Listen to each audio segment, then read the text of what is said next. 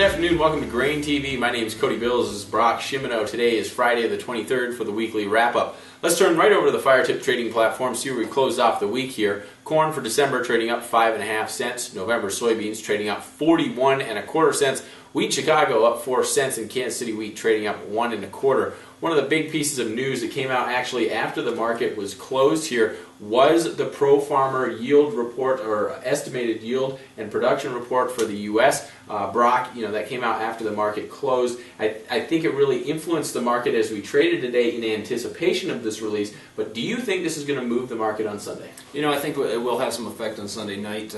Even Pro Farmer themselves were expecting corn to be up about 3 to 7 cents in the overnight on Sunday.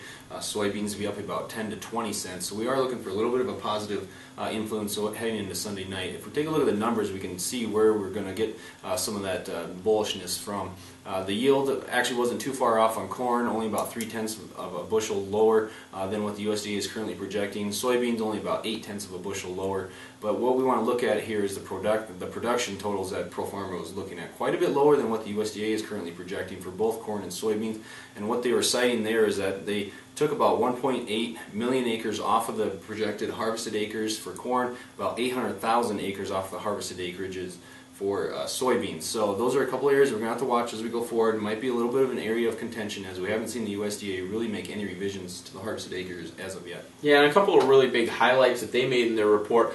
Ohio, really a very good looking crop, especially on the eastern part of the U.S.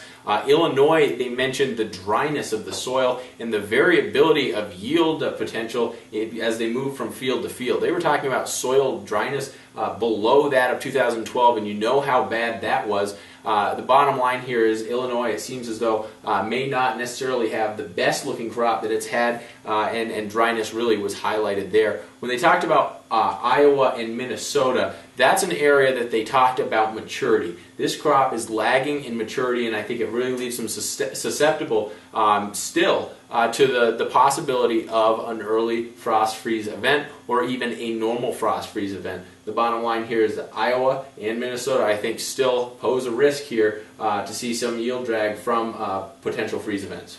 Something that could actually push the maturity along rather quickly over the next several days here, especially in that Minnesota and Iowa areas. If you take a look at this map here provided by Planalytics, this is the temperature forecast for about the next 6 to 10 days. As you can see, it's projected to be quite a bit above normal for those areas of Minnesota and Iowa, so that could really push the maturity along rather quickly, which would, we would suspect would damage yield a little bit. But right now it's kind of a tug of war between, are we going to damage yield pushing it through maturity, or are we going to damage it with a frost freeze later in September? Yeah, I think that's fair enough. It seems as though it is a little bit of a battle between two evils.